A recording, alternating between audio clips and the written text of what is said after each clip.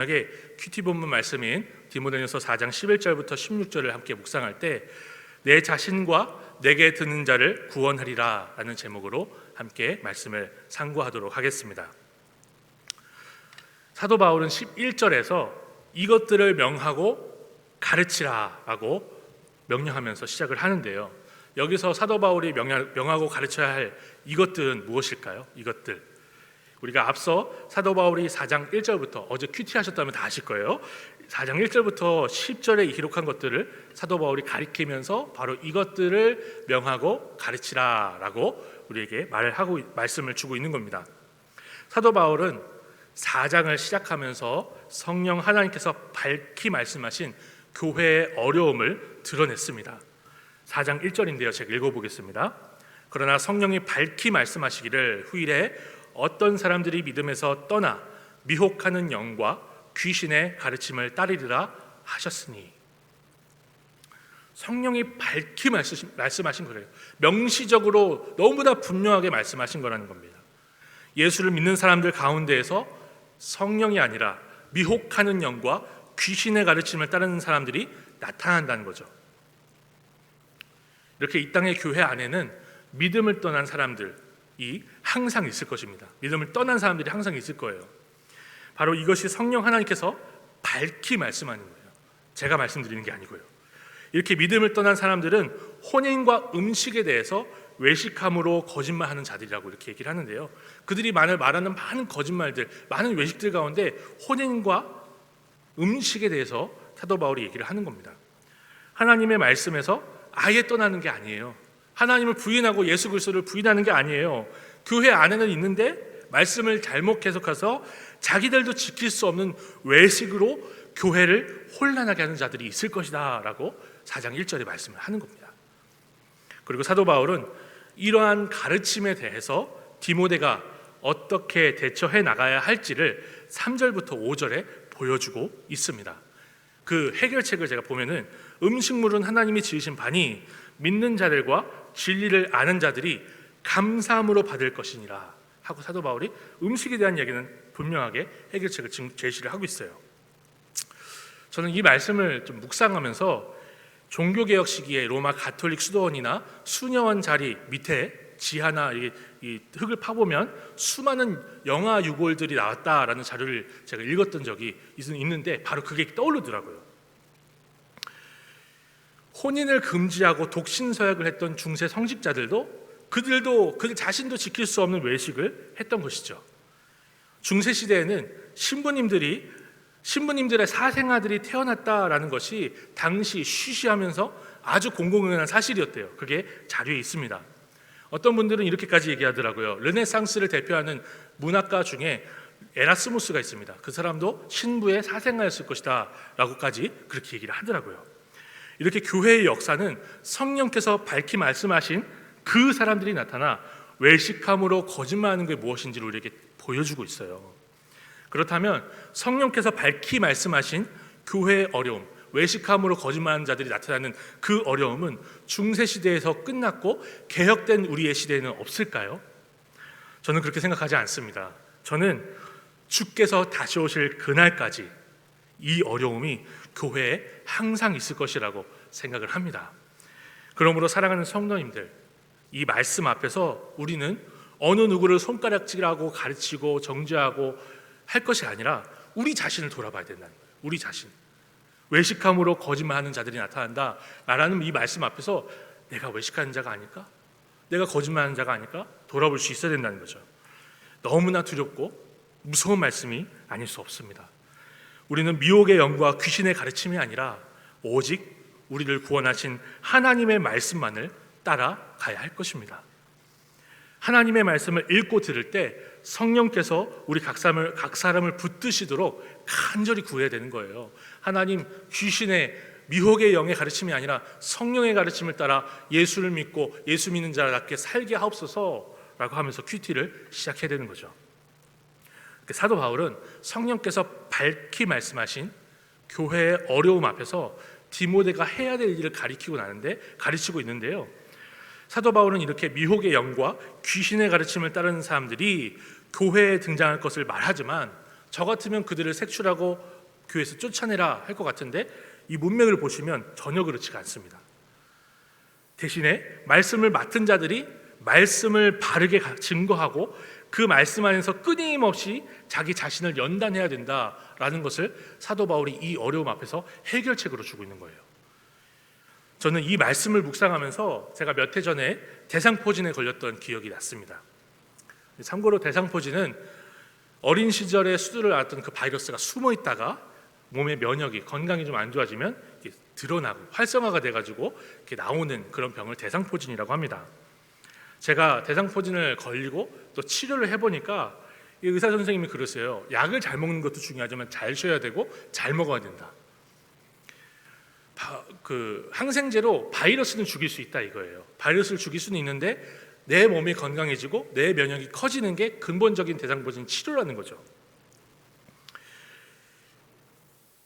저는 그 면역이 높아지고 건강해져야 낫는 그 병을 제가 경험을 했잖아요. 그러면서 이 말씀이 거기에 접목이 되는 거예요. 묵상하고 있는데 교회 안에 외식함으로 거짓말하는 자들이 등장한다고 했고 성령께서 밝히 말씀하셨고 그리고 분명히 등장을 했어요. 역사 가운데. 그리고 앞으로도 등장할 것입니다. 근데 이게 대상포진과 같다는 거예요. 교회 안에 누가 성령을 따라 사는지 누가 미혹의 영을 따라 거짓말하는 사람인지를 우리가 알 수 있겠습니까? 전혀 알 수 없습니다. 하나님만이 오직 주님께서만 아시는 거예요. 그러니까 우리는 누구를 정죄하고 쫓아낼 수가 없는 겁니다. 오직 하나님만이 아세요. 그래서 성령께서 밝히 말씀하신 이 문제의 해결 방법은 면역을 키우고 건강해야 나는 대상포진처럼 경건한 이들도 예수 믿는 사람이 구원을 받은 사람들이 자신을 연단하며 전진하는 것이 교회의 어려움을 극복할 수 있는 성령의 처방이라는 것을 우리에게 가르쳐주는 거죠. 그러므로 사도 바울은 그렇게 양심에 화인 맞은 사람들이 어떻게 벌을 받아야 하는지를 가르치는 것이 아니라 그 사람들을 어떻게 벌해서 내쫓아야 되는 것을 가르치는 것이 아니라 하나님의 백성들이 더욱 주님의 말씀 앞에서 스스로를 연단하며 성숙해야 한다는 것을 가르치고 있습니다. 교회가 이렇게 말씀 앞에서 건강하게 세워지면요, 교회 안에 이러한 가르침들, 미혹의 영과 귀신의 가르침들이 설 자리를 잃게 될 것입니다. 반면에 그렇지 못한다면 우리는 망령되고 허탄한 신화에 시간을 허비하게 될 거예요. 그걸 바로 사도 바울이 가르쳐주고 있는 것입니다. 이 사도 바울은 바로 이것들을 명하고 가르치라고 우리에게 11절에 가르쳐주는 거예요. 이것들을 명하고 가르치라. 살아계신 하나님께 소망을 두고 자신을 연단하며 성숙의 길로 나아가는 것, 그것이 교회의 어려움을 극복하고 교회가 항상 건강하게 유지가 되는 목회의 좋은 길이다라고 보여주는 거죠. 그리고 오늘 본문을 보면 한 절 한 절마다 다 명령으로 되어 있습니다. 11절부터 16절까지 명령법 동사가 나오지 않는 그런 구절이 없어요. 11절에는 명하라, 가르치라, 12절에는 본이 되라, 13절에는 전념하라, 14절에는 업신여기지 말라, 15절에는 이것들을 실천하라, 너희 진보가 드러나도록, 너희의 성숙이에요, 드러나도록 이것들 안에 있으라, 16절에 애를 써라, 계속하라, 이렇게 명령법이 드러나 있습니다. 이 세상의 가치관과 거짓된 가르침이 파도와 같이 밀려올 때 교회를 지키는 방법은 오직 하나님의 말씀대로 살려고 몸부림 쳐야 된다는 것이죠. 위조 지폐를 가려내기 위해서 위조 지폐를 배우지 않는다고 합니다. 위조 지폐에 대한 정보를 배운다고 하지 않아요. 위조 지폐를 가려내기 위해서 열심히 훈련하는 것은 진짜 지폐가 어떻게 생겼는지를 자세하게 공부한다고 해요. 똑같습니다. 성령께서 밝히 말씀하시는 것처럼 교회 안에 외식함으로 거짓말하는 자들이 등장할 것이 너무나 분명한 사실이기 때문에 우리는 그 거짓 가르침들에 대해서 배우는 것이 아니라 오히려 하나님의 말씀을 더욱 분명하게 배우고 자세히 배우고 그 배운 말씀 안에 거하는 치열한 삶을 살아가야 한다라는 것을 우리에게 보여주고 있는 거죠. 저는 이 말씀의 원리가 우리 교회뿐만, 공동체뿐만 아니라 개인의 경건에 있어서도 적용될 수 있다고 생각을 해요. 교회뿐만 아니라 우리 각 사람도 영적인 대상포진에 걸릴 수 있기 때문입니다. 저는 중고등부에서 작년 한 해 동안 큐티를 하자고 그렇게 제가 시작을 했어요. 선생님들이 많이 우려하셨어요. 근데도 제가 중고등부 때 은혜를 받았던 그게 기억이 나서 우리 중고등부에 큐티를 합시다 이렇게 해가지고서는 시작을 했거든요. 2달치씩 나오잖아요. 1월, 2월. 근데 한 권을 끝내기도 전에 코로나 바이러스가 시작이 된 거예요. 아무도 경험해보지 못한 이 상황에서 저는 경험해봤습니까? 그렇죠? 저도 뭘 어떻게 해야 될지 모르겠더라고요. 감이 잡히질 않았습니다. 제가 영상을 조금 만져봤는데 근데 이 코로나 시대에 비대면 시대에 아이들과 함께 예배를 드릴 수 없는 시대에 어떻게 목회를 할 수 있을까? 그러다가 저는 선생님들과 학생들이 큐티를 좀 꾸준히 했으면 좋겠다라는 생각이 들어서 큐티 본문을 대신 읽는 프로그램을 제가 만들고 그거를 찍고 촬영한 걸 편집하고 올리기 시작했어요. 너무 어렵더라고요.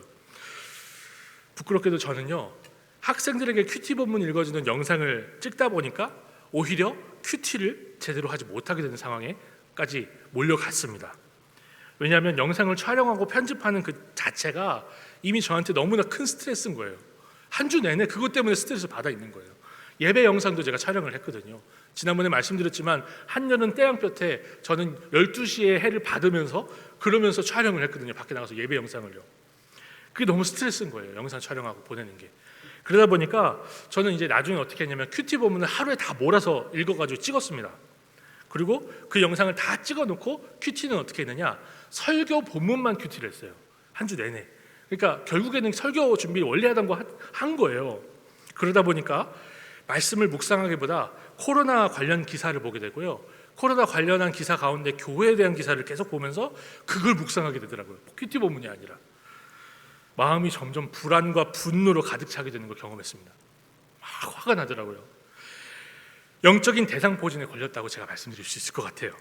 심지어 작년에는 대형교회 부목사님들이 갑작스럽게 해고를 당하고 심지어 국민일보에 그런 기사가 뜬 거예요. 대형교회 부목사님께서 이렇게 갑작스럽게 해고를 당하면서 노조를 만들겠다라고 하는 게 국민일보에 기사 딱 뜨는데 그걸 보자마자 마음이 확 무너지더라고요. 아내가 교습소를 운영하거든요. 제가 애를 보고요. 하루가 멀다 하고 집합금지래요. 하루가 멀다 하고 구청 직원들이 교육부 직원들이 와가지고서는 교육청 직원들이 와서 다 돌아보고 그렇게 계속 닫고 학생들이 이 한 달치 그 학원비 내고 나서 그리고 나서 한 2-3달 뒤에 오는 거예요. 어쩔 수 없이. 그런 상황이 계속 되다 보니까 마음이 불안해집니다. 이런 상황에서는 저는 말씀에 집중하기보다 혹시 사역할 것이 나중에 이렇게 교회가 어려워져서 핍박을 당해서 사역할 것이 없을 때 먹고 살 방법이 있어야 되지 않을까? 이 생각까지 한 거예요. 실제로 제가 아내랑 식탁에 앉아가지고 둘이서 핸드폰으로 어떻게 하면 회계사가 될 수 있는지, 어떻게 하면 법무사가 될 수 있는지를 검색을 했다니까요. 이렇게 말씀을 읽고 말씀 안에 거하는 것이 아니라 말씀을 읽는 영상만 찍다 보니까 대상포진이 온 거예요. 대상포진이. 돌아보면 물론 이제 육신의 대상포진 말고 영적인 대상포진 말씀드린 겁니다. 돌아보면 중고등부 학생들에게는 영상 보고 큐티하라고 제가 막 엄청 강조를 했거든요. 그래놓고 저는 외식으로 거짓말하는 사람이 됐던 것 같습니다. 하지만 하반기가 되면서 제가 이제 영상을 촬영하고 편집하고 올리는 거에 이제 익숙해지더라고요. 그래서 이 덕분에 마음의 여유가 좀 생겼습니다. 그러면서 주님께서 이런 마음을 주시는 거예요. 그냥 영상만 찍지 말고 제대로 된 큐티를 하루하루 해봐. 그래서 제가 그 마음을 받아가지고 그냥 읽기만 한 것이 아니라 큐티책에 빈틈없이 적어가면서 큐티를 하기 시작했습니다. 다시요. 그렇게 날마다 회개를 하고 말씀을 붙들다 보니 제 삶의 영적인 질서가 잡히는 것을 제가 경험할 수가 있었습니다. 부끄럽지만 제가 외식을 할 때는, 외식으로 거짓말한 그런 모습을 살 때는요, 큐티 읽는 영상을 찍기만 할 때는 아이에게 소리도 많이 질렀어요. 어디 나갈 수가 없잖아요. 집에만 갇혀 있는데 3층에 살았었는데 계속해서 의자 위로 올라가서 뛰어내려요. 층간소음로예요. 층간소음로. 아이를 키워보신 분들은 다 아실 거예요. 우리 아이가 다른 그 동화책에 나오는 청개구리 얘기를 딱 읽으면서 그런 아이가 있었대 하고 끝나는 게 아니라 우리 아이가 그럴 때가 있지. 맞아. 이런 공부하실 거예요. 말을 징그럽게 안 듣습니다. 그렇죠? 청소를 하면요, 제가 청소를 굉장히 깔끔하게 하는 편이에요. 집에서 여기를 해놓고 나가서 거실을 청소하고 있으면 거기 쫓아가가지고 어지럽는 거예요. 거실을 치우고 나서 안방에 들어서 청소하고 있으면 거실을 어질러 놓고 있는 거예요. 하루에 한 번씩 소리 질렀습니다. 적어도 하루에 한 번씩 소리 지르고 희영이한테 아주 그냥 데시벨 높게, 제 목소리가 원래 크잖아요, 온 동네가 떠나가지고 소리 질렀습니다. 아이가 자라는 과정이기 때문에 참고 기다려줘야 된다는 거 알고 있었어요. 근데 참을 수가 없더라고요. 말씀이 이 안에 있는 게 아니라 이 코로나 사태로 인해서 어떤 모습이 있는지를 막 보면서 막 분노가 여기 차 있다 보니까 이걸 막 쏟아낸 거예요. 그런데 제가 큐티를 하면서 요즘 많이 그게 바뀌었어요. 그러니까 요즘은 아이가 어떤 사고를 치더라도 저도 좀 신기해요. 화가 안 나더라고요. 화가. 아내가 놀라워해요. 당신 성령 충만한 거 아니야? 너무 성령 충만한 거 아니야? 그래서 자기도 정신 차려야겠다고 큐티책 들고서는 자꾸 막 저기 구석탱이로 가가지고 큐티하고 있어요. 그런데 참 이 모습들을 보면서 이제 제 성도님들께 제가 이 연약한 부분을 좀 오픈을 하면서 성도님들도 다르지 않을 거라는 생각이 좀 들었어요. 사랑하는 성도님들, 우리가 말씀대로 살지 않고 말씀 안에 거하지 않는다면요, 주께서 주시는 참 행복을 누릴 수가 없습니다. 성령께서 밝히 말씀하시는 것처럼 교회 안에 외식함으로 거짓말하는 사람들이 나타날 거예요. 그리고 그 사람이 내가 될 수도 있다는 것을 우리가 경각심을 가지고 봐야 되는 거죠. 우리가 스스로를 경건에 이르도록 연단하지 않는다면 반드시 영적인 대상 포진에 걸리고 말 것입니다. 오직 우리가 하나님의 말씀에 거하며 말씀대로 살려고 몸부림쳐야지 이 어려움을, 이 병을 떨쳐낼 수가 있어요. 큐티하십시오. 권면드립니다. 경건에 이르도록 연단하십시오. 저도 상황이 바뀌지는 않았어요. 아내가 여전히 학원이 어렵기도 하고 또 아이는 여전히 밤 늦게 새벽 2시, 3시까지 잠을 안 잡니다. 근데 행복합니다. 행복해요. 진짜요. 이거는 제가 설교 준비하려고 한 게 아니라 진짜 행복해서 여기다 썼어요. 원고에다가. 오직 이러한 몸부림이 우리 자신과 우리에게서 듣는 자를 구원할 줄로 믿습니다. 제가 이제 코로나 사태를 겪어오면서 저에게 든 한 가지 걱정이 하나 있었는데요. 몇몇 교회가 방역에 모범이 되지 못했어요. 그렇죠? 소금물 뿌리고 예. 그런데 덕이 되지 못하는 그 모습들 보이면서 전도의 문이 닫혀서 제가 이제 35이 됐습니다. 5년 뒤, 10년 뒤에 개척교회도 못할 그런 상황이 오지 않을까. 한편으로는 걱정이 되는 거예요. 근데 이 말씀을 묵상하면서 그런 생각이 들더라고요. 코로나 방역의 문제, 세상이 우리를 비난하는 그 문제가 전도를 막는다기보다 우리의 위선이, 우리의 죄가 죄인들의 구원을 막는 것 아닐까. 나의 위선이 죄인들의 구원을 막는 것 아닐까. 그런 생각이 든 거예요. 사랑하는 성도님들, 그리고 저도요, 우리가 위선을 떨쳐버리고 오직 주의 말씀대로 살기 위해 몸부림치며 경건에 이르도록 연단을 해나갈 때 주께서 우리를 통해서 날마다 믿는 사람들을 더하게 하시는 놀라운 역사를 경험할 줄로 믿습니다. 위선을 떨쳐버리고 오직 주님 앞에 성숙으로 나아갈 수 있는 우리 모두가 됐으면 좋겠어요. 제가 오늘 이 본문을 하면서 참 놀라운 게 이 본문의 4장 15절이 우리가 부평 동부교회가 1년 동안 나아가야 될 방향으로 삼은 주제 성구지 않습니까? 근데 제가 헬라어로 보니까 조금 강조점이 다른 것 같아서 번역을 한번 해봤어요. 직역을. 너는 이것들을 행하라. 너의 성숙함이 모두에게 드러나기 위해 이것들 안에 있으라. 행하라. 있으라. 우리가 성숙하기 위해서 할 수 있는 거는요, 행하고 있는 거예요. 사랑하는 성도님들, 우리가 어느 누구도 예외 없이 이것들을 행하고 이것들 안에 있어서 우리의 성숙함이 모두에게 드러나는 한 해를 보낼 수 있기를 주님의 이름으로 소망합니다. 기도하겠습니다. 하나님 아버지, 우리에게 주신 이